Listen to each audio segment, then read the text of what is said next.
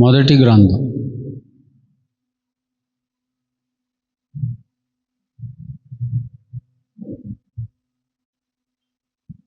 సమూయేలు మొదటి గ్రంథం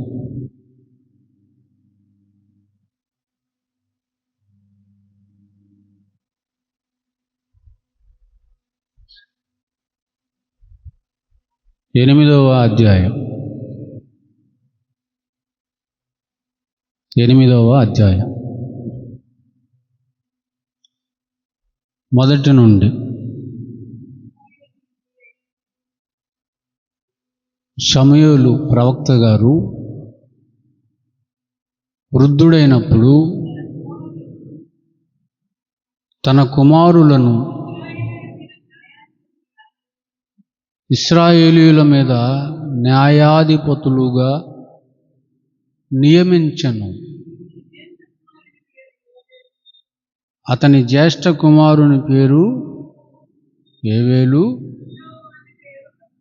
రెండవ వాని పేరు అబీయా. వీరు బెర్షెబాలో న్యాయాధిపతులుగా ఉండిరి. అతని కుమారులు అతని ప్రవక్తనను అనుసరింపక, ఇది అండర్లైన్ చేయండి, ధనాపేక్షకులై లంచములు పుచ్చుకొని న్యాయమును త్రిప్పివేయగా ఇశ్రాయేలీయుల పెద్దలందరూ కూడి రామాలో సమూయేలు గారి యొద్దకు వచ్చి, చిత్తగించుము, నీవు వృద్ధుడవు, నీ కుమారులు నీ ప్రవక్తన వంటి ప్రవక్తన గలవారు కారు గనుక సకల జనుల మర్యాద చెప్పున మాకొక రాజును నియమింపము, అతడు మాకు న్యాయము తీర్చునని అతనితో చెప్పిరి. ప్రియులారా, పోయిన ఆదివారం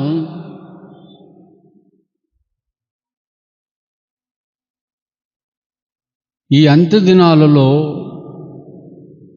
అపాయకరమైనటువంటి కాలములు ఎవరి వలన వస్తాయో అపోస్తలుడైనటువంటి పౌలు గారు పరిశుద్ధాత్మ దేవుని ప్రేరణతో తిమోతి గారికి వ్రాస్తూ చెప్పాడు. ఏమని చెప్పాడు? స్వార్థ ప్రియుల వలన, తర్వాత ధనాపేక్షకుల వలన, బింకములు ఆడువారి వలన, అహంకారులైన వారి వలన, ఇలా 19 మంది గురించి చెప్పాడు. వారి వలన అపాయములు కలుగుతాయి. వారిలో రెండవ వారు ధనాపేక్షకులు. ఈ పత్రిక సంఘానికి, సంఘంలో ఉన్న విశ్వాసులు అందరికీ, క్రైస్తవులకు రాస్తున్న పత్రిక. క్రైస్తవులకు అపాయములు ఉన్నాయి, సంఘానికి అపాయం ఉంది. ఎవరి వలన అనగా ధనాపేక్షకుల వలన. ధనాపేక్ష అన్నది మంచిది కాదు. ధనం ఉండటం మంచిదే, ధనం సంపాదించాలి అనుకోవటం మంచిదే. దైవికమైన ఆలోచనలు గల వారికి నేను ధనం సంపాదించాలి, దానితో నా దేవుని పనిని, నా దేవుని సేవను నేను గొప్పగా చేయాలి, నా దేవుని సేవకు నేను సహకారిగా ఉండాలి, గనక నేను సంపాదించాలి అన్న ఉద్దేశం ఉంటే మంచిది. అలా కాకుండా ధన వ్యామోహం ఉండకూడదు. ధనాపేక్ష, ఆశ కోరిక, పిచ్చి అనేది ఉండకూడదు. అది చాలా ప్రమాదకరం. ఎంత ప్రమాదకరం అంటే ఆ పౌలు గారే చెప్తాడు, ధనాపేక్ష సమస్త కీడులకు మూలము. దానిని ఆశ్రయించిన వారు విశ్వాసం నుంచి తొలగిపోయి నానా విధములైన బాధల చేత తమ్మును తామే పొడుచుకొని చచ్చిపోయారు అన్న మాట ఉంటుంది చూడండి. 6వ అధ్యాయంలో 10వ వచనంలో, తిమోతికి రాసిన మొదటి పత్రికలో 6వ అధ్యాయం 10వ వచనంలో, ఎందుకనగా ధనాపేక్ష సమస్తమైన కీడులకు మూలమది. అందరూ కాదు, కొందరు మంచోళ్ళు ఉన్నారు, దానిని ఆశించని మంచోళ్ళు ఉన్నారు కొందరు. అయితే కొందరైతే దానిని ఆశించి, ఈ కొందరు అన్నది కూడా గుర్తుపెట్టుకోండి, ఆశించిన ఆ కొందరు విశ్వాసము నుండి తొలగిపోయారు. అంటే దేవునిలో నుండి తొలగిపోయారు. ధనాపేక్ష అనేది దేవునిలో నుండి తొలగిస్తుంది, దేవునిలో నుండి నిన్ను తప్పిస్తుంది, దారి మళ్ళిస్తుంది, దేవునికి నీకు కాకుండా చేసేస్తుంది. నానా విధములైన బాధల పాలు చేస్తుంది. ఎన్నో బాధలు, ఆ బాధలు తట్టుకోలేక చివరికి తమ్మును తామే పొడుచుకొని చచ్చిపోతారు. గనుక ధనాపేక్ష అనేది మీకు వద్దు, దేవుని పిల్లలకు వద్దు అని చెబుతూ 6-7 వచనాలలో ఒక మాట అన్నాడు, శ్రేష్టమైన మాట. సంతుష్టి సహితమైన దైవ భక్తి గొప్ప లాభసాధనమై ఉన్నది. మనం ఈ లోకంలోనికి ఏం తెచ్చాం? ఏమి తేలేదు. దీనిలోనిది ఏమి తీసుకొని పోలేము. కాగా అన్న వస్త్రములు గలవారమై ఉండి వాటితో తృప్తి పొంది ఉందాం. అన్నము వస్త్రము గలవారమై ఉండి వాటితో తృప్తి పొంది ఉందాం. క్రైస్తవులమైన మనం, దేవుని పిల్లలమైన మనం వేటితో తృప్తి పొంది ఉందాం? అన్నముతోనూ వస్త్రముతోనూ. అంటే తినటానికి 3 పూటలు తిండుంటే చాలు, ఆయన కృప వలన, ఆయన దయ వలన. కట్టుకోవటానికి వస్త్రాలు ఉంటే చాలు, ఆయన కృప వలన. వాటితోనే తృప్తి కలిగి ఉందాం.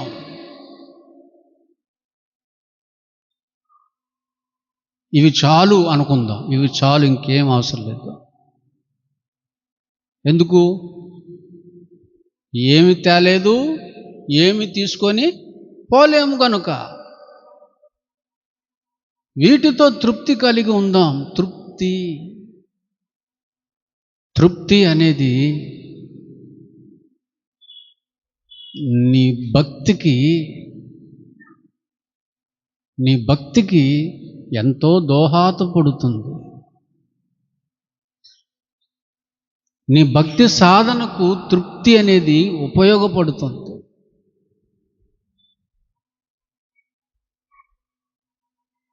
దేవుని కృప వల్ల అన్న వస్త్రాలు ఉన్నాయి, చాలు. ఉండటానికి ఇల్లు గురించి చెప్పలేదు. మళ్ళీ ఇల్లు లేదు సుమి, అన్నము వస్త్రము ఇల్లు గలవారమై తృప్తి పొంది ఉందము అని మూడో దాన్ని యాడ్ చేయలేదు. ఇల్లు కట్ చేశాడు. అన్న వస్త్రములు గలవారమే ఉంటే చాలు క్రైస్తవులు.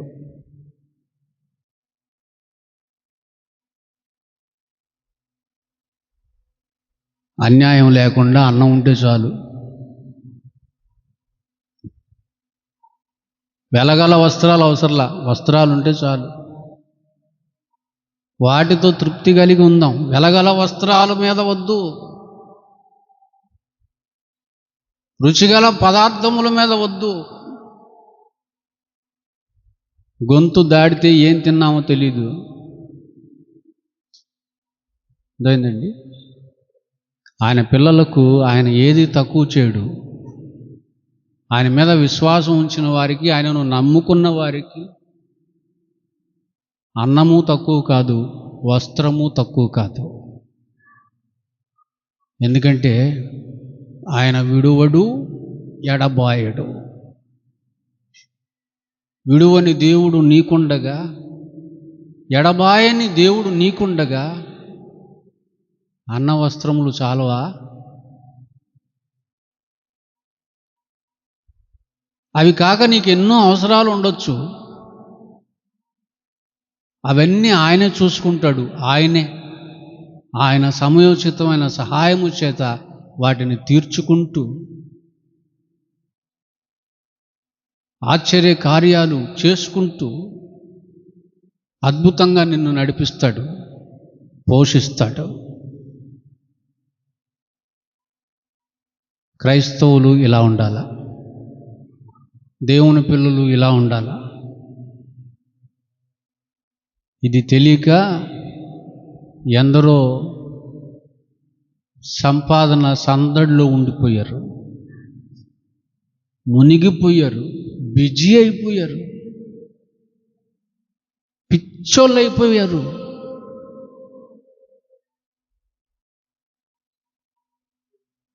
రేపేమి సంభవించడం మీరు ఎరుగరు. మీ జీవం ఏపాటిది? మీరు ఎంతలో కనబడతారు అంతలోనే మాయమైపోతారు. ఆవిరి వంటి వారు మీరు. మీ జీవం ఏపాటిది? ఆవిరి వంటి నీకు ఆశలు ఎందుకు లోకం మీద, లోకంలో ఉన్న వాటి మీద? కనుక ఆశలన్నీ దేవుని మీద పెట్టుకో. ఆయన నమ్మదగిన వాడు, నీతిమంతుడు, మంచివాడు. ఏ ఇబ్బంది నీకు కలగదు. ఒకవేళ నీకు ఏదైనా ఇబ్బంది అంటూ కలిగితే ఆయన చూసుకుంటాడు. మీ చింత యావత్తు ఆయన మీద వేసేస్తారు కదా, ఆయన చూసుకుంటాడు. దేని నిమిత్తం మీరు చింతించకండి, మీ నిమిత్తం ఆయన చింతిస్తున్నాడు. అర్థమైందండి? కానీ ఎందుకో కొందరు దేవుడు వద్దన్న దాన్నే ఆశిస్తారు, దాన్నే ఇష్టపడతారు, దానికోసమే ప్రయాసపడతారు. ఆలోచించరు ఆయన ఎందుకు వద్దన్నాడు, ఎందుకు వద్దన్నాడు, ఆయన ఎందుకు చేయొద్దన్నాడు, ఎందుకు అది అవసరం లేదన్నాడు. దానివల్ల నీకు కీడుంది, దానివల్ల నీకు ప్రమాదం ఉంది. ఆయన పిల్లల్ని మేలు కోరుతాడు. ఆయన పిల్లలు మేలు కోరి చెప్తాడు. ఏది చెప్పినా అది నీకు కష్టంగా ఉండొచ్చు, అది నీకు ఇబ్బందిగా ఉండొచ్చు. అది నీకు కష్టంగా ఇబ్బందిగా ఉందంటే ఆయన నీకు అర్థం కాలేదని అర్థం. ఆయన అర్థమైన వారు అలా ఉన్నారు. ఆయన మాటలు అర్థం కాకుండా అపార్థం చేసుకున్నటువంటి వారు విశ్వాసం నుండి తొలగిపోయారు. నానా విధములైన బాధల పాలైపోయారు. చివరికి తమ్మును తామే చంపుకున్నారు, ఆత్మహత్యలు చేసుకున్నారు. అర్థమైందండి? ఇక్కడ మనం చదువుకున్నాం సమూయేలు గ్రంథం. సమూయేలు గారు ఎవరు? సమూయేలు గారు ఎవరు? ఆయన ఇశ్రాయేలీయుల ప్రవక్త. ఆయన దేవుని యందు భయభక్తులు కలిగిన ప్రవక్త, న్యాయము గలవాడు, నీతి గలవాడు, భక్తి గలవాడు, దేవుని చిత్తమును దేవుని సంకల్పమును క్షుణ్ణముగా ఎరిగినవాడు. చిన్ననాటి నుండే దేవుని సన్నిధిలో మందిరములో దేవుని సేవకుని యొద్ద పెరిగినవాడు, ఎదిగినవాడు, మంచివాడు.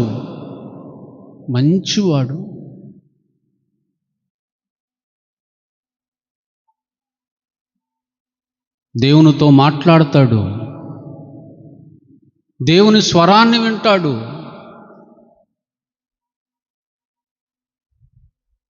బాలుడిగా మందిరంలో విడిచిపెట్టబడ్డాడు, ప్రవక్తగా ఎదిగాడు.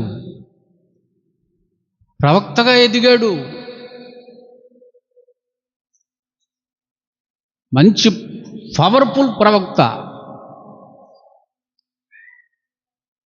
వాళ్ళ సొంత ఊరు వచ్చాడనుకోండి, ఎప్పుడన్నా వాళ్ళ సొంత ఊరికి వచ్చాడనుకోండి, ఆయన వస్తున్నాడని ఆ ఊరు పెద్దలైన వారికి తెలిసిందనుకోండి, భయపడిపోతారు అందరూ.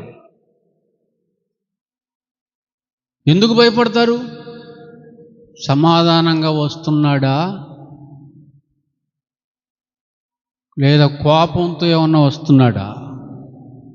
ఆయన సమాధానంగా వస్తే ఓకే, మనకేం ప్రాబ్లం లేదు. ఆయన కోపంతో వచ్చాడా మనకు మూడిందే. భయపడిపోతారు ఆయన వస్తున్నాడంటే.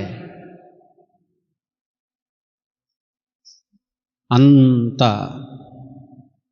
యథార్థపరుడు. ఆయన గర్భంలో పుట్టారండి. అంత మంచి ప్రవక్త గర్భంలో పుట్టారు. 2 కొడుకులు, కుమారులు. పుట్టిన వాళ్ళట పెరిగి పెద్దవారయ్యాక ఈయన వృద్ధుడయ్యాక ఇక ఇశ్రాయేలీయులకు న్యాయాధిపతులుగా వీళ్ళిద్దరిని పెడితే చక్కగా న్యాయం జరిగిస్తారు, మంచి తీర్పులు ఇస్తారు, ప్రజలకు మేలు చేస్తారు, చక్కగా పరిపాలన జరుగుతుంది అని దేవుని చిత్తము చొప్పున, ఆయన ప్రణాళిక చొప్పునే 2 కొడుకుల్ని, కుమారుల్ని న్యాయాధిపతులుగా నియమించాడు ఇశ్రాయేలీయులకి. చాలా గొప్ప పోస్ట్ అది. న్యాయాధిపతులుగా, జడ్జిలుగా నియమించాడు. ఇప్పుడు చదువుదాం. చదువుదామా? 3వ వచనం. వీరు బెయేర్షెబాలో న్యాయాధిపతులుగా ఉండిరి. సమూయేలు గారి కుమారులు అతని ప్రవక్తనను అనుసరింపక. ఎవరి ప్రవక్తనను అనుసరింపలేదు? తండ్రి అయిన సమూయేలు ప్రవక్త గారి ప్రవక్తనను అనుసరించలేదు. తండ్రిని అనుసరించలేదు.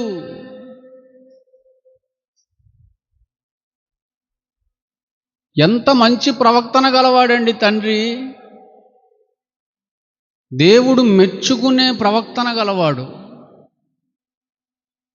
ఆయన గర్భంలో గుండా వచ్చినటువంటి వీళ్ళు ఆయన ప్రవక్తన వంటి ప్రవక్తన గలవారు కాక ధనాపేక్షకులయ్యారు. డబ్బు పిచ్చి పట్టింది. ఆయన ప్రవక్తన కలిగిన అటువంటి ప్రవక్తన లేదు వీళ్ళల్లో. వీళ్ళ ప్రవక్తన తేడాగా ఉంది. మందిరానికి వచ్చేటువంటి వాళ్ళ విషయంలో వీళ్ళ ప్రవక్తన తేడాగా ఉంది. మందిరానికి ఏమంటే స్త్రీలు వస్తారు కదండి, స్త్రీలు వస్తారు. వచ్చేటువంటి స్త్రీలను ఎలా చూసుకోవాలి? తల్లులుగా చూసుకోవాలి, అక్కలుగా చూసుకోవాలి, చెల్లెళ్ళుగా చూసుకోవాలి.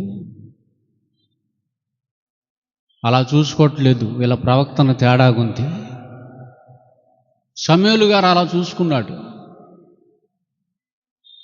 ఆయన బ్రతుకు మీద ఏ మచ్చ డాగు లేదు. కానీ ఇలా గురించి ఏం రాయబడింది? ధనాపేక్షకులై లంచములు పుచ్చుకుంటున్నారు, లంచాలు తీసుకొని న్యాయమును తిప్పేస్తున్నారు, న్యాయాన్ని తిప్పేస్తున్నారు, న్యాయమును అన్యాయముగా మార్చేస్తున్నారు.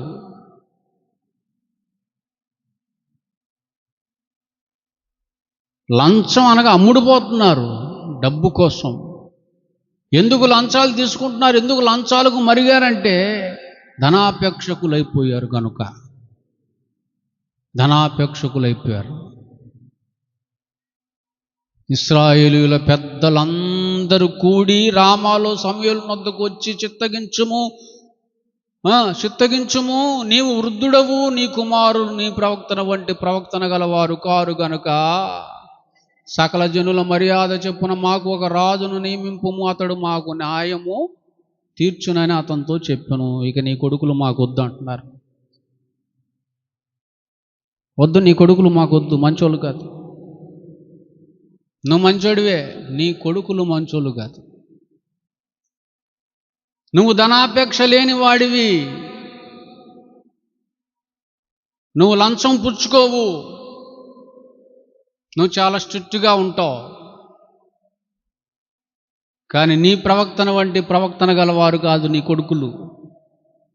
ధనాపేక్ష గలవారే లంచాలు పుచ్చుకొని న్యాయాన్ని తిప్పేస్తున్నారు, దోషుల్ని వదిలేస్తున్నారు, అమాయకుల్ని శిక్షించేస్తున్నారు, అమాయకులు జైలు పాలైపోతున్నారు. జైళ్ళలో ఉండవలసినటువంటి దోషులు నిర్దోషులుగా బయట తిరుగుతున్నారు, చలామణి అవుతున్నారు, ఏ నేరం చేయని వారిగా. కారణం నీ కొడుకులు. మాకొద్దు, అటాటోళ్ళు మాకొద్దు, మాకు మంచోడు కావాలా, నీలాంటోడు కావాలా, కనుక నీలాంటోడిని పెట్టు, ఒక రాజును పెట్టు.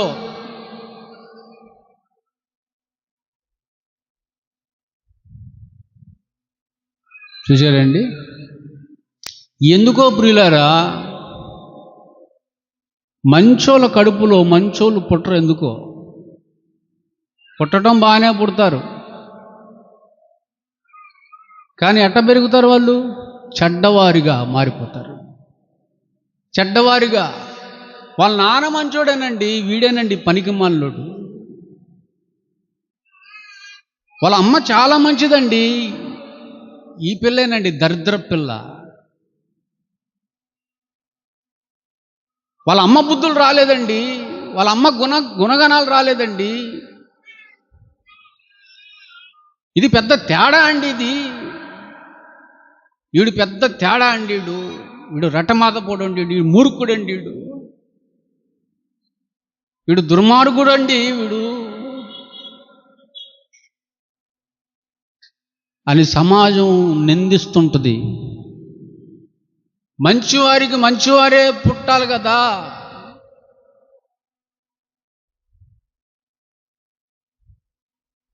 ఎవరు ప్రభావం అది? అంటే వీళ్ళని చక్కగా పెంచటం సమూయేలుకు చేతగా లేదా? సమూయేలుకి పిల్లల్ని పెంచడం రాదంటారా?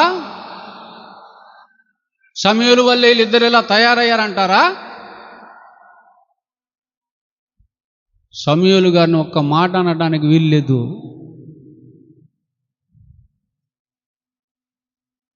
వీళ్ళే దుర్మార్గులయ్యారు, వీళ్ళే దుష్టులయ్యారు. లగ్జరీగా బతకాలనుకుంటున్నారు, లగ్జరీ పిచ్చి పట్టింది, అన్నీ అనుభవించాలి.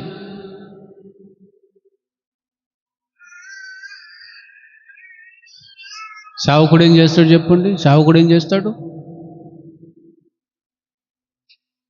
అందుకే వచ్చిన పెద్దలు ఆయన్ని నిందించట్లేదు, కానీ నీలాంటి ప్రవర్తన గలవారు కారు నీ కుమారులు,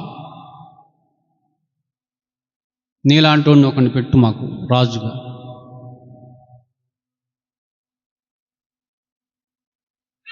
మరి నీ పిల్లల విషయంలో ఏంటి పరిస్థితి? నువ్వు మంచోడివేనా? అసలు నువ్వు మంచోడు కాకపోగా నీ పిల్లలు మంచోళ్ళుగా ఉండాలనుకుంటున్నావు. అట్టట్ట మంచోడు కడుపులో పుట్టినోళ్ళే ఎట్టున్నారు? దుర్మార్గులుగా ఉన్నారంటే ఇక చెడ్డోళ్ళ కడుపులో పుట్టినోళ్ళు ఇంకెట్టుంటారు? భక్తులుగా ఉంటారా?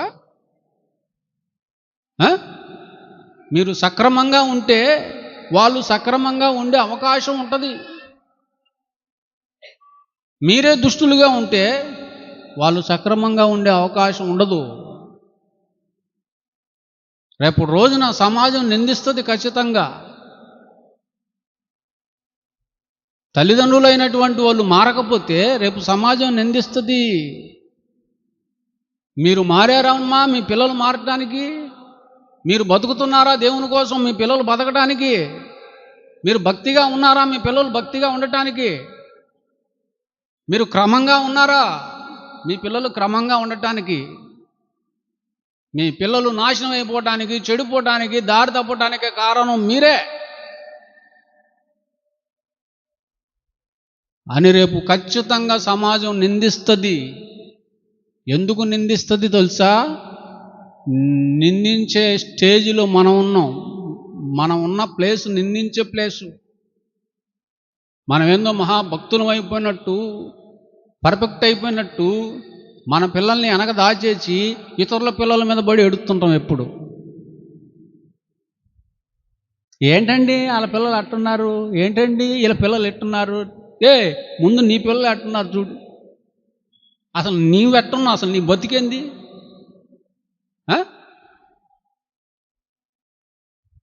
నువ్వు చక్కగా ఉన్నావా? నువ్వు ప్రార్థనకే సరిగా రావు.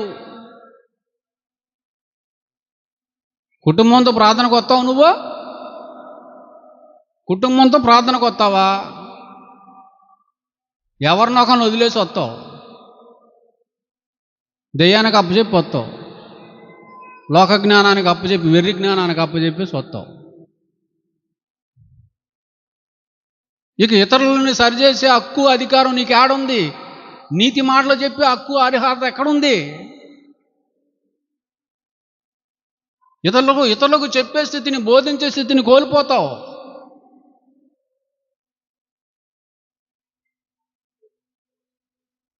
ఆయన వృద్ధుడైపోయాడు కనుక సరిపోయింది. నువ్వు ఇంకా యవన ప్రాయంలోనే ఉన్నావు కదా. ఆయన మంచోడు, ఆయన దేవుడు, అసలు ఏమంటావు? వీళ్ళు దుర్మార్గులకు మారితే ఆయన ఏం చేస్తాడు? ఆయన ప్రభావం పడేటట్టుగా ప్రవర్తించాలి పిల్లలు. ఆయన అండర్లో ఉండాలి. అంత మంచి భక్తిగా తండ్రి దొరకడం అదృష్టం కదండి పిల్లలకి. అటువంటి తండ్రిని హీరోగా భావించి అతని యొక్క భక్తిని ఆదర్శంగా తీసుకొని అతని మార్గంలో నడిచి, ప్రవక్త తర్వాత ప్రవక్తలు కావాల్సినటువంటి వాళ్ళు భ్రష్టులైపోయారేంటండి? అంటే ప్రవక్తలకు పుట్టినటువంటి వాళ్ళు కూడా భ్రష్టులయ్యే అవకాశం ఉందా? భక్తులకు పుట్టినటువంటి వాళ్ళు కూడా భక్తిహీనులైపోయే అవకాశం ఉందా? ఖచ్చితంగా ఉంది, ఖచ్చితంగా ఉంది. తల్లిదండ్రులైన వాళ్ళు భక్తులైతే వీళ్ళు భక్తిహీనులుగా మారటానికి వాళ్ళు కారకులు కారు.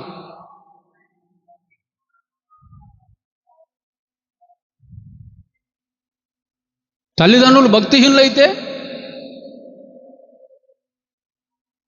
వీళ్ళు భక్తులు కాలేరు, భక్తిహీనులే అవుతారు. గనక నిందించే అవకాశం సమాజానికి ఇవ్వకూడదు. నేను ఎక్కువగా సమాజానికి భయపడినండి. సేవకుడు ఎప్పుడు కూడా సమాజానికి భయపడ్డా. సేవకుడు అయితే మాత్రం సమాజానికి భయపడడు. హేతువాదులకు అసలు భయపడ్డా, నాస్తికులకి అస్సలు భయపడ్డు. సేవకుడు భయపడేది ఎవరికంటే సంఘంలో ఉన్న వాళ్ళకే భయపడతాడు. ఎందుకు? వీళ్ళు మహా డేంజర్. సమాజంలో ఉన్నవారి కంటే సంఘంలో ఉన్నవాళ్ళు మహా డేంజర్.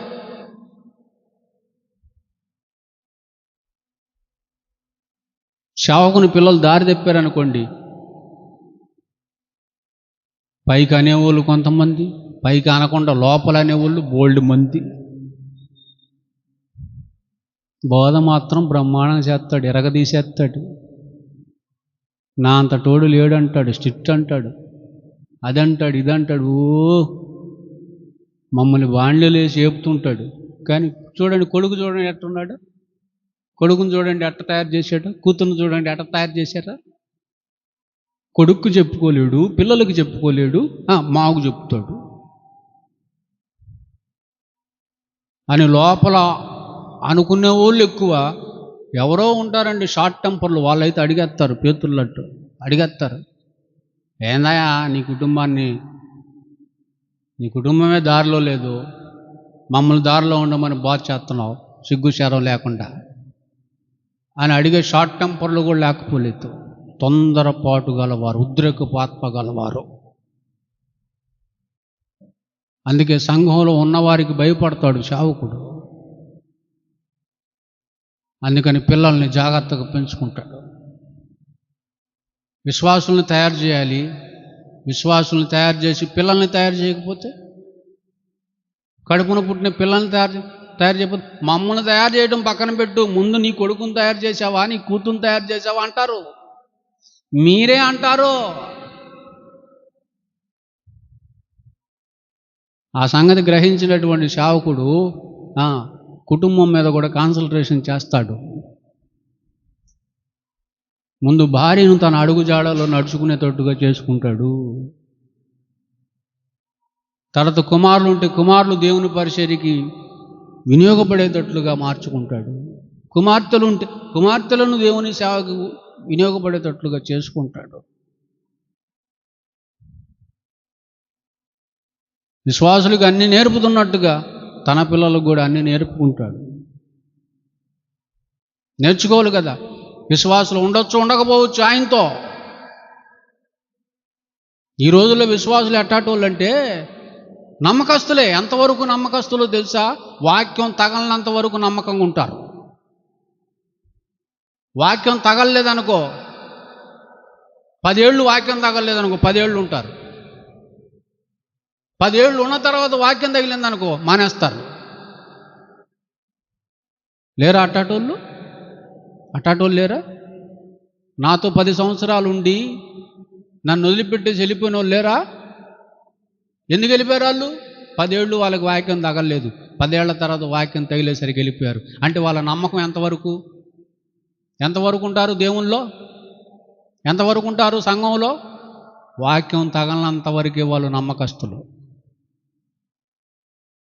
సేవకుని ద్వారా స్ట్రైట్గా గద్దింపు రానంత వరకే వాళ్ళ నమ్మకత్వం. సేవకుడు గద్దించినా, ఖండించినా, బుద్ధి చెప్పడానికి ప్రయత్నించినా అదే లాస్ట్ వారం అయిపోతుంది వాళ్ళ జీవితంలో, వాళ్ళ బ్రతుకులో. అట్ట విడిచిపెట్టి వెళ్ళిపోయే వాళ్ళు ఉంటారు. కానీ ఎప్పుడు సేవకునితో ఉండేది ఎవరు? పిల్లలు, భార్య పిల్లలు. అందుకని వాళ్ళని ఎక్కువగా తయారు చేసుకోవటానికి ఇష్టపడతాడు. కొంచెం ఇంట్రెస్ట్ చూపుతాడు. దాన్ని చూసి వారవలేని వాళ్ళు ఉంటారు, ఓర్చుకోలేని వాళ్ళు ఉంటారు, సనిగే వాళ్ళు ఉంటారు, గొనిగే వాళ్ళు ఉంటారు. చూడు చూడు చూడు చూడు వాళ్ళ పిల్లలకి అవకాశాలు పిల్లలకి అవకాశాలు కాదు, మీతో పాటే ఇస్తాడు వాళ్ళకు కూడా అవకాశాలు. కాకపోతే కొంచెం ఎక్కువ ఇస్తాడు. తప్పే ఉంది. ఎందుకు? రేపు రోజున వాళ్ళు దారి తప్పితే సేవకుని నిలదీసేది మీరే కదా. ఇదిగో నువ్వు మంచోడివే, కానీ నీ పిల్లలు నీ వంటి ప్రవర్తన గలవారు కారు అని నిందిస్తారు కదా. నిందించుటకు ఇతరులకు అవకాశం ఇవ్వకుండానట్లు ఫస్ట్ కుటుంబాన్ని కట్టుకోవాలి. నేనేనా మీరేనా?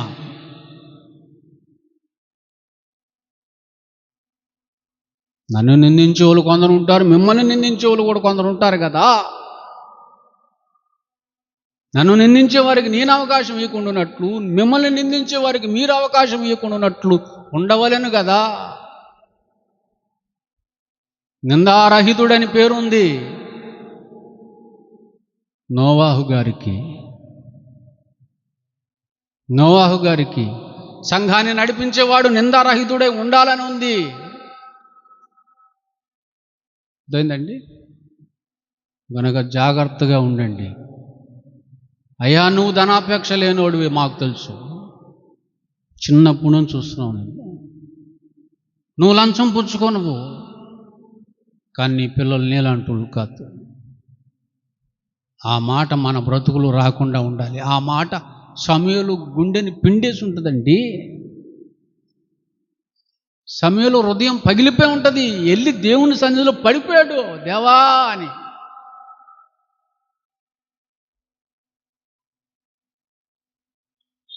దేవుడు ఓదడిచాడు, నా చావు కూడా కోలు,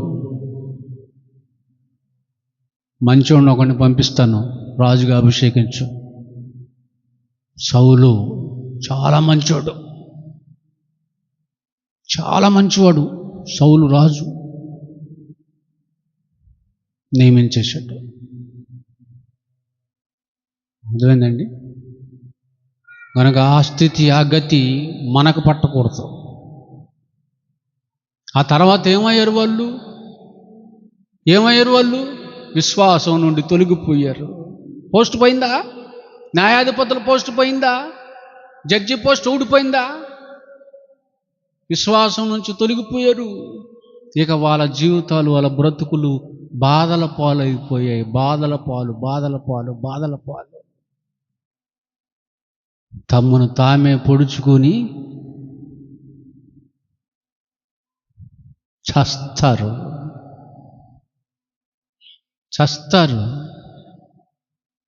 ప్రియులారా, మన ప్రభు అయిన యేసుక్రీస్తు వారిని జ్ఞాపకం చేసుకోండి. ఆయనలో ధనాపేక్ష ఉందా? ఉందండి. ఆయనలో ధనాపేక్ష ఉందా? సంపాదించుకోవాలని ఆశ, ఆరాటం ఉందా? లేదు కదండి. మరి ఆయనను నమ్మినటువంటి క్రైస్తవులు, ఆయనను ధరించుకున్నటువంటి క్రైస్తవులు ఎలా ఉండాలి? ఆయన వలె ఉండొద్దా? ఆయన చూపించొద్దా?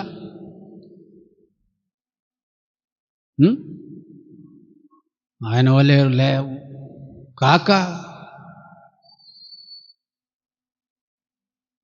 వేరే వారి వలె ఉంటే, ఒక ఆకాను శపితమైన దానిలోనిది ఏది మీరు ముట్టొద్దంటే తెచ్చి దాచుకున్నాడు, గుడారంలో దాచుకున్నాడు, పట్టబడ్డాడు. ఎక్కడుంది? యెహోషువలో పట్టబడ్డాడు. 7వ అధ్యాయం 20వ వచనం, యెహోషువ గ్రంథం 7:20. ఆకాను యెహోషువతో ఒప్పుకుంటున్నాడు, విరోధముగా నేను పాపం చేశాను, నిజమది. దోపుడు సొమ్ముల్లో ఒక మంచి షీనారు పై వస్త్రం, 200 తులముల, ఎన్ని వందలండి? 200 తులముల వెండిని, 50 తులముల ఎత్తుగల బంగారు కమ్మిని నేను చూచి ధనాపేక్షకుడనై ఆశించి తీసుకున్నాను. అదుగో నా డేరా మధ్య భూమిలో దాచబడి ఉంది, గుంట తీసి గుంటలో పెట్టాను అని చెప్పేసాడు. 25 చదవండి, 25. అప్పుడే యెహోషువ, నువ్వెందుకయ్యా మమ్మల్ని బాధ పెట్టావు?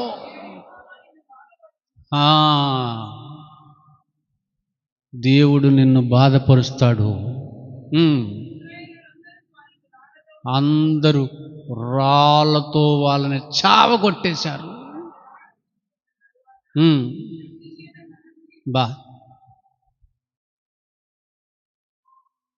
ఏమి సాధించాడండి? ఏంటి షీనారు వస్త్రము, వెండి, బంగారు కన్ను. వచ్చేయండి వాడి వెంట, వచ్చేయండి. వాటి వల్ల ఏమొచ్చిందండి? బాధ. చనిపోయారు, అందరూ రాళ్లతో కొట్టబడి చంపబడ్డారు. ఎందుకు? ఎందుకు? ఎంతమందిని బాధ పెట్టాడో తెలుసా? యెరికోను జయించినటువంటి వారు హాయి అనేటువంటి చిన్న పట్టణం మీదకి వెళ్ళిపోతే చిత్తుగా ఓడిపోయారు, ఎందరో చంపబడ్డారు. గొల్లును ఏడవటం ప్రారంభించారు. అంతమంది ఏడుపులకు కారణం అయింది ఎవరో? నీ ధనాపేక్ష.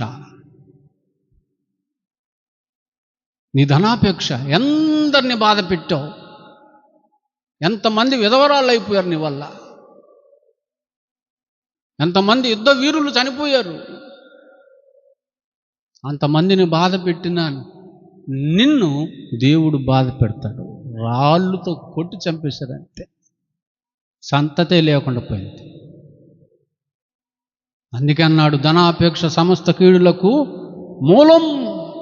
ఒక గెహాజీ. ఏలియా ఒక మంచి ప్రవక్త. ఏలియా శిష్యుడు ఎలీషా ప్రవక్త దగ్గర శిష్యరకం చేసి ప్రవక్త అయ్యాడు. ప్రవక్త పోస్టు తెచ్చుకున్నాడు. ఈ ఎలీషా దగ్గర శిష్యరకం చేస్తున్నాడు ఒకడు గెహాజీ. వాడు ఏ పోస్టు తెచ్చుకోవాలి? వాడు కూడా ఎలీషా తర్వాత ప్రవక్త పోస్టు తెచ్చుకోవాలి. కానీ వాడేం తెచ్చుకున్నాడు? కుష్టు తెచ్చుకున్నాడు. కుష్టు వ్యాధి. ఆ కుష్టు వ్యాధితోనే చనిపోయాడు. కారణం ఎలీషా వద్దనుకున్నటువంటి ఆ నయమాను సంపదను కోరుకున్నాడు. దానికోసం పరుగులు తీశాడు, ఆయాసం వచ్చేంతగా అబద్ధాలు ఆడాడు. మోయగలిగినంత తెచ్చుకున్నాడు, ఇంట్లో దాచుకున్నాడు. ఏమి ఎరగని వాడే వచ్చి నిలబడి, ఎక్కడికి వెళ్ళి వచ్చేవారంటే అబద్ధం.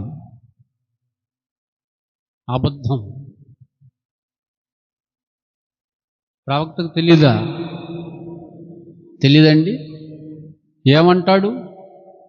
ఏమంటాడండి? ఆ కింది వచనాల్లో అంటాడు, ఇది సమయం అంటరా నీకు? రాజుల గ్రంథం 5వ అధ్యాయం 26వ వచనం. అంతటా ఎలీషా వానితో, ఆ మనుష్యుడు తన రథము దిగి నిన్ను ఎదుర్కొనుటకు దిగి వచ్చినప్పుడు నా మనసు నీతో రాలేదా? ద్రవ్యమును, వస్త్రములను, ద్రవ్యం అంటే డబ్బు, వస్త్రములను, ఒలీవ చెట్ల తోటలను. ఏంటో ఎన్ని సంపాదించుకోవాలనుకున్నావా? ద్రాక్ష తోటలని, గొర్రెల్ని, ఎడ్లని, దాసదాసీలను సంపాదించుకొనుటకు ఇది సమయమా? ఏమంటున్నాడండి? ఇది సమయమా? ధనాపేక్ష. అన్ని సంపాదించుకోవాలని. కానీ ఆయన ఏమంటున్నాడు? ఇది సమయమా?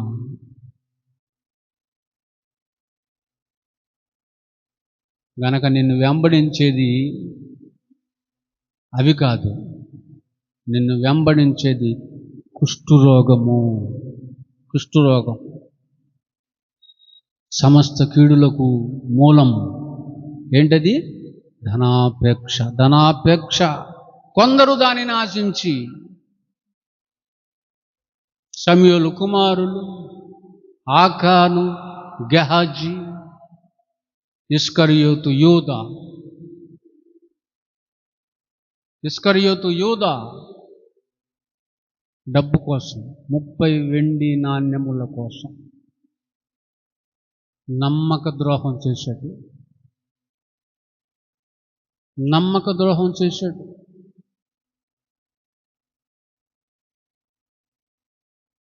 ఎంతో మిన్నగా ప్రేమించే యేసుక్రీస్తు వారిని, ఒక మంచి స్నేహితుణ్ణి, నిజమైన స్నేహితుణ్ణి,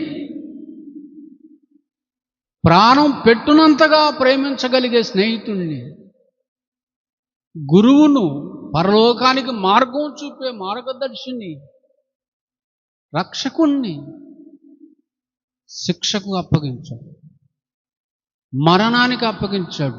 డబ్బు కోసం ధనాపేక్షకుడై చివరికి ఏమైంది? విశ్వాసం నుంచి తొలగిపోయి భ్రష్టుడై తన్ను తానే పొడుచుకు చచ్చాడు. అండగా ఆత్మహత్య చేసుకు చచ్చాడు. చెట్టుకు ఉరిపెట్టుకు చచ్చాడు. ఏం సాధించారండి? ఈ ధనాపేక్షతో ఏమి సాధించారు చెప్పండి? ఏం సాధించారు?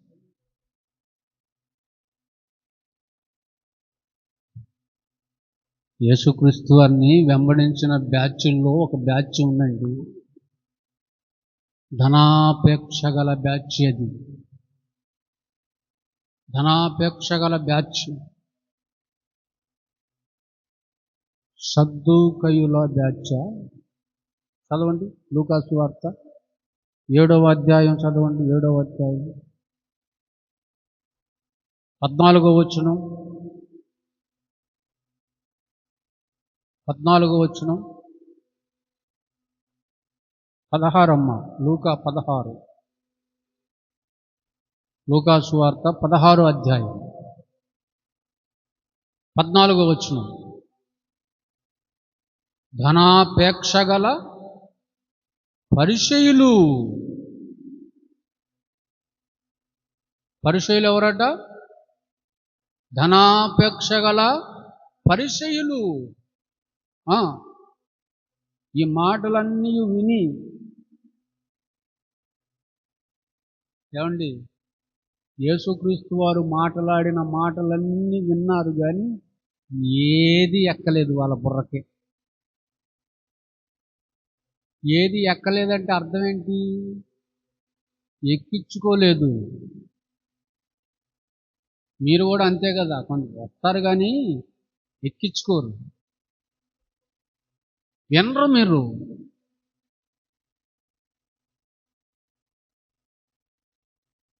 ఎంతమంది వింటారో ఎంతమంది వినరో నాకు తెలుసో తెలీదా? ఎవరు వింటారో ఎవరు వినరో తెలుసా తెలీదా? ఎంతమంది శ్రద్ధగా వింటారో ఎంతమంది లెక్కలేంతనంగా వింటారో చెప్పమంటారా? నాకు తెలుసా తెలీదా? తెలుసు. ఆయన ఏమి ఎరగనట్టుగా నేను కూడా ఉంటాను అంతే. ఎందుకు అట్టివారు జీవము గల దేవుని చేతిలో పడతారు. నల్లిని నలిపినట్టుగా ఆయన నలిపేస్తాడన్న సంగతి తెలుసు కనుక నేను సైలెంట్గా ఉండి ఆయనకి చోటిచ్చి కూర్చుంటాను. దానండి.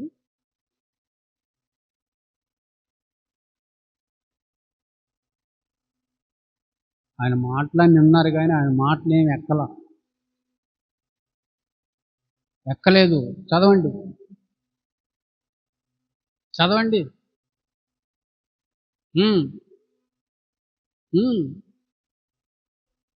ఎగతాళి చేస్తుండగా మీరు మనుషులు ఎదుట నీతిమంతులని, దేవుడు మీ హృదయాలను ఎరుగును. మీరు నీతిమంతులని అనిపించుకోవాలనుకుంటారు మనుషుల ముందు, కానీ దేవుడు మీ హృదయాలను ఎరుగును. ఆయనకు తెలుసంతా అని ఒక ఉపమానం చెప్పాడు వాళ్ళకు ఒక ఉపమానం చెప్పాడు 19 నుండి. ధనవంతుడు ఒకడు ఉండెను. అతడు ఊదా రంగు వస్త్రములను సన్నపు నారబట్టలను ధరించి ఎల్లప్పుడూ ప్రతిదినము బహుగా సుఖపడుచుండువాడు అని ధనవంతుడి గురించి ప్రారంభించాడు. ధనం ఉంటే చాలనుకుంటున్నారు మీరు. ధనం ఉంటే చాలు అనుకునేటువంటి వాడి గురించి చెప్తున్నాడు. ఒక ధనవంతుడు ఉన్నాడంటే ఉన్నాడు అంతే, అది కథ కాదు. అదేంటండి, ఉపమానంలో పేర్లు ఉండవు, కానీ ఇక్కడ లాజరు పేరు కనపడుతుంది, అబ్రహాం గారి పేరు కనపడుతుంది, మోషే పేరు కనపడుతుంది. ధనవంతుడు ఒకడున్నాడు, ధనమే అన్నిటికీ మూలం అనుకునేవాడు ఒకడున్నాడు.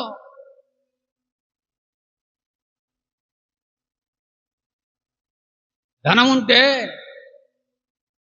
ఎటువంటి వస్త్రాలు కట్టుకోవచ్చు? ముందు మాట చెప్పు. ఊదారంగు వస్త్రాలు కట్టుకోవచ్చు ధనం ఉంటే, సన్నపు నార వస్త్రాలు ధరించుకోవచ్చు, కద్దరు బంగారంతో చేయబడిన కద్దరు బట్టలు వేసుకోవచ్చు ధనం ఉంటే.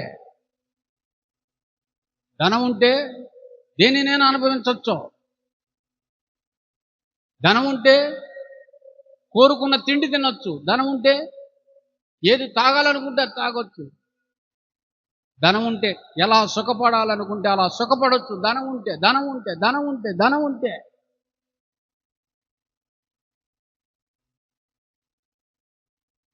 ఒకరోజు చచ్చిపోయాడు.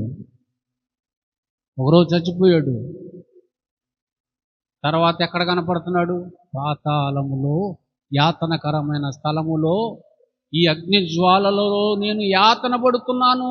తండ్రివైన అబ్రహామా, ఈ అగ్ని జ్వాలలో నేను యాతన పడుతున్నాను. ధనమే అన్నిటికీ మూలం అనుకున్నాను, కానీ ధనమే సమస్త కీడులకు మూలం అనుకోలేదు.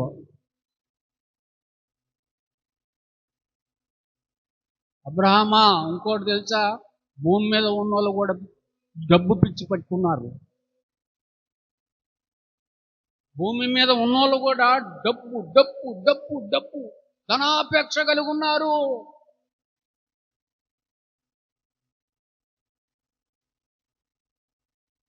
నన్ను పంపించే అవకాశం ఉందా? నేను చెప్తాను, సన్నాసులారా నన్ను చూడండి, నరకం నుండి వచ్చాను నేను, మారండి అని చెప్తాను. నీకు అవకాశం లేదు. ఓకే, నేను పాపిని కనుక నాకు లేదు. లాజరు పరిశుద్ధుడు కదా, లాజరకుందా? లాజరకు గోల్ లేదు.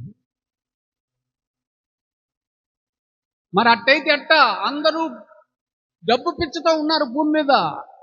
నా కుటుంబమే కాదు, అందరూ అట్నే ఉన్నారు.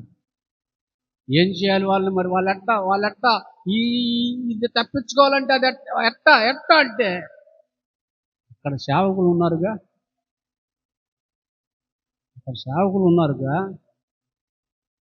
ధనాపేక్ష లేని సేవకులు ఉన్నారుగా, లంచం పుచ్చుకోనని సేవకులు ఉన్నారుగా, సమూయేలు లాంటి వాళ్ళు, ఎలీషా లాంటి వాళ్ళు, ఏలియా లాంటి వాళ్ళు ఉన్నారు కదా, అపోస్తులు లాంటి వాళ్ళు ఉన్నారు కదా. వాళ్ళు చెప్పే మాటలు విని ధనాపేక్ష లేని యేసుక్రీస్తు వారి వలె బతికితే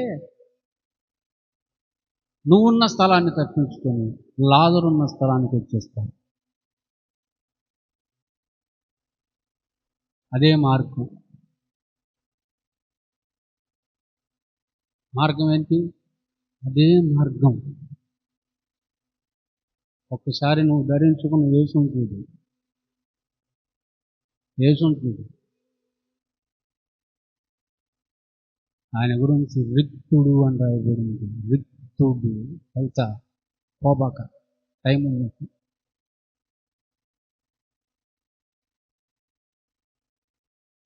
రిక్తుడు. నువ్వు నమ్ముకున్న యేసు ఎవరు? రిక్తుడు. రిక్తుడంటే ఈ లోకంలో ఏమీ లేనివాడు.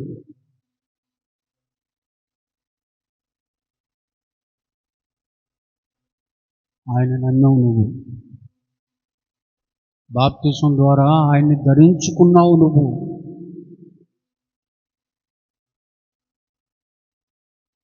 ఆయన అన్న మాట గుర్తులేదు నీకు? ఆకాశ పక్షులకు గూళ్ళున్నాయి, నక్కలకు బొరియలున్నాయి, కానీ మనుష్య కుమారుడు తల వాల్చుకున్నటకు స్థలం లేదు. తల వాల్చుకోవటానికి స్థలం సంపాదించుకోలేదు. తల వాల్చుకోవడానికి స్థలం కొనుక్కోలేదు.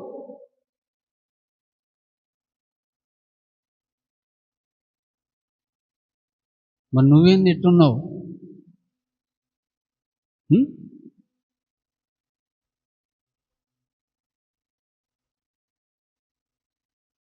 మీరెందుకు ఇట్టున్నారు?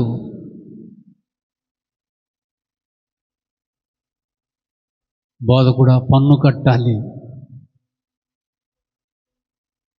పన్ను కట్టాలి బోధకుడా. పన్ను కట్టకపోతే ఊరుకోరు. ప్రియులారా, పన్ను ఎంతో తెలుసా? 1/2 షెకెల్. షెకెల్ కూడా కాదు, 1/2 షెకెల్. లేవండి ఆయన దగ్గర, ఆయన దగ్గర లేవండి. 1/2 షెకెల్ లేదండి ఆయన దగ్గర. ఆయన జోబులు 1/2 షెకెల్ లేదండి.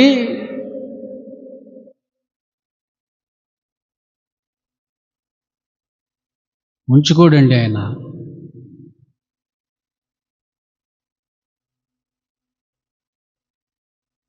ఉంచుకోడు.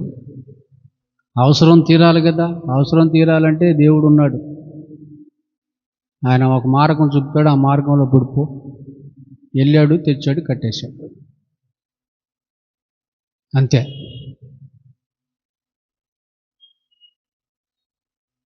ఎట్లుందండి ఆయన జీవితం? యేసుక్రీస్తు జీవితం ఎట్లుంది? ఒరు బాబు, ఆ యేసును అడ్డం పెట్టుకొని, ఆ బైబిల్ని అడ్డం పెట్టుకొని లక్షలకి కోట్లకి పడగలెత్తుతున్నారేంటండి సేవకులు?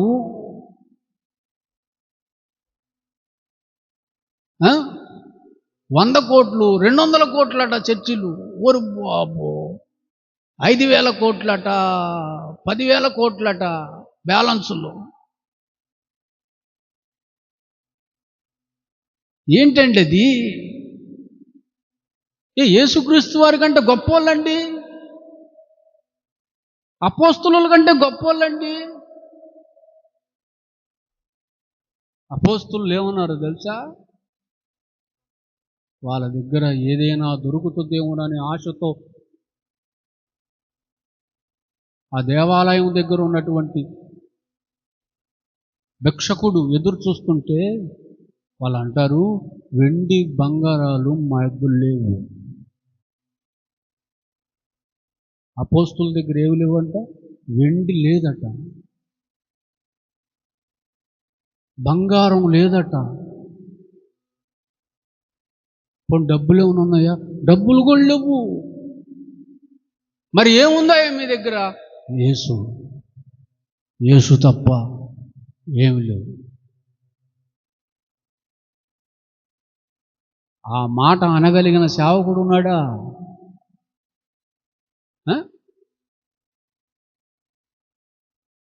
వాళ్ళకంటే గొప్పోళ్ళు అయిపోయారండి. వాళ్ళకంటే గొప్పోళ్ళ అంటే వాళ్ళ అమాయకులు, వీళ్ళు మేధావులా?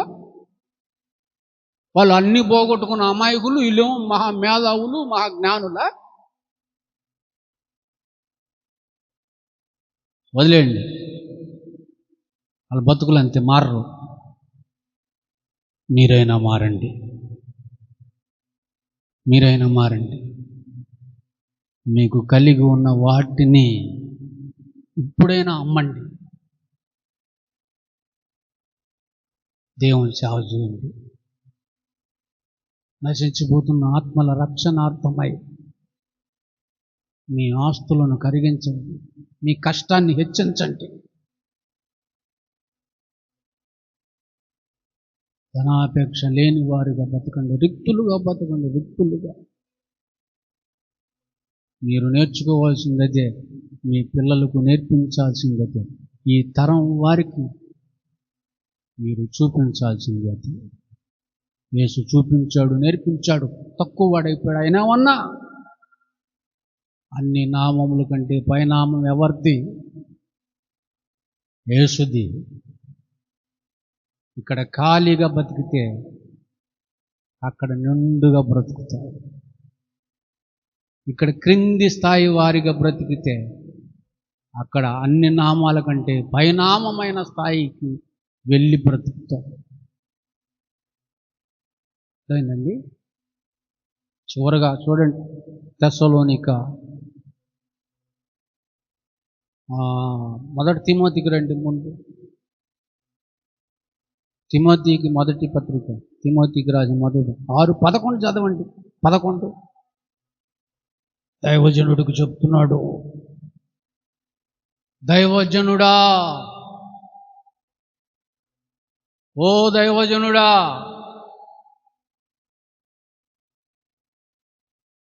నువ్వు చిన్న దైవజనుడు కావచ్చు, పెద్ద దైవజనుడు కావచ్చు, దైవజనుడా నీవైతే వీటిని విసర్జించు. వేటిని? ధనాపేక్షను విసర్జించి నీతి, భక్తి, విశ్వాసాన్ని, ప్రేమను, ఓర్పును, సాత్వికమును సంపాదించుకో. దేన్ని వదిలేయి? దాన్ని సంపాదించుకోకు, ధనాన్ని సంపాదించుకోకు, నీతిని సంపాదించుకో, భక్తిని సంపాదించుకో, చదువు, విశ్వాసాన్ని సంపాదించుకో, ప్రేమను సంపాదించుకో, ఓర్పును సంపాదించుకో, సాత్వికమును సంపాదించుకో. ప్రయాసపడు వాటిని సంపాదించుకోవడానికి రేయంబగులు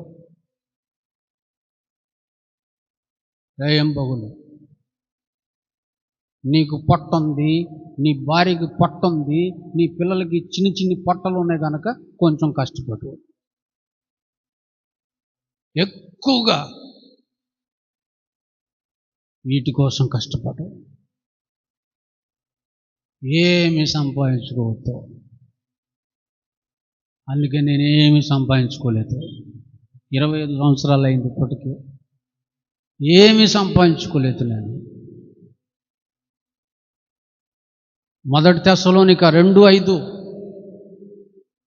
చివరిగా 2:5 మీరు ఎరిగి ఉన్నట్లు మేము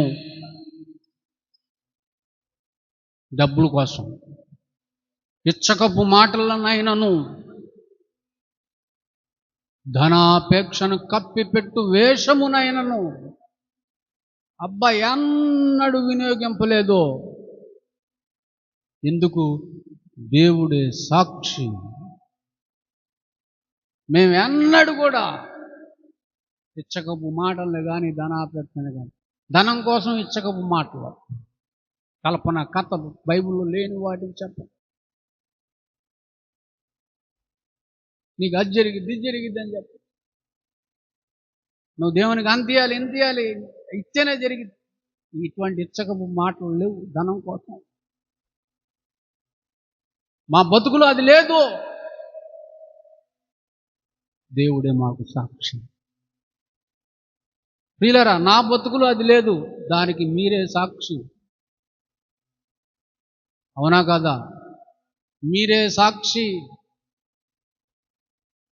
వెండి ఎలీషా దగ్గర లేదు, బంగారం ఎలీషా దగ్గర లేదు, ఇంకా చెప్పండి, స్థలాలు ఎలీషా దగ్గర లేవు, పొలాలు ఎలీషా దగ్గర లేవు, ఇల్లులు ఎలీషా దగ్గర లేవు, బ్యాంక్ బ్యాలెన్స్లు ఎలీషా దగ్గర లేవు. ఏమున్నాయి? అన్నము, వస్త్రము, ఈ రెంటిని ఇచ్చే ఆ యేసు తప్ప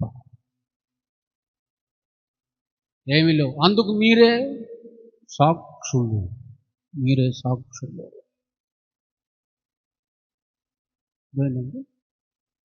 అందుకే ఎవరో ఏదో ఇస్తారు, ఎవరో ఏదో చేస్తారని చూడను నేను.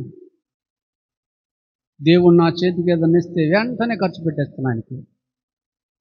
ఆయన పనికి ఖర్చు పెట్టేస్తాను వెంటనే. దానికి కూడా మీరే సాక్షి.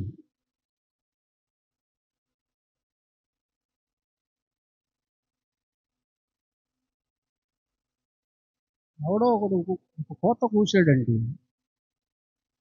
అకౌంట్లో చూసుకోండి, ఫోన్పే చెక్ చేసుకోండి అంటున్నాడు. మాటలే కానీ ఎప్పుడన్నా ఓపెన్ చేసి చూపించాడా అని ఆడికి చూపించినాను. అది ఖచ్చితంగా చూపిస్తారు. ఆ? కుత్తిగా తెగిపోతున్న అబద్ధం ఆ డెలీషా యథార్థంగా బతికి చచ్చిపోవాలి.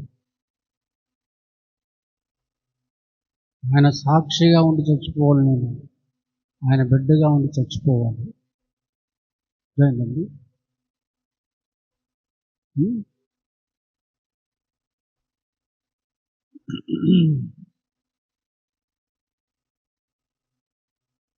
చూపిస్తాను.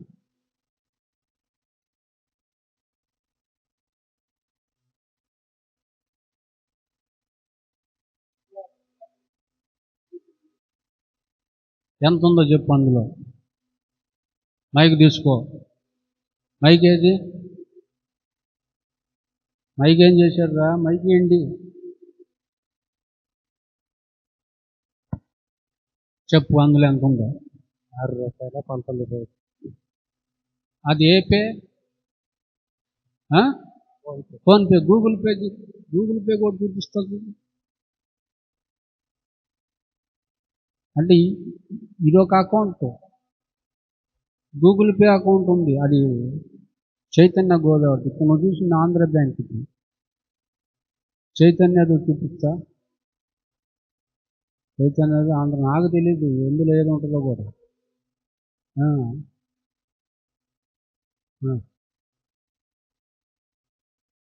అనౌన్స్ చేసి చెప్పు. ₹25.40. కళ్ళు మూసుకోండి.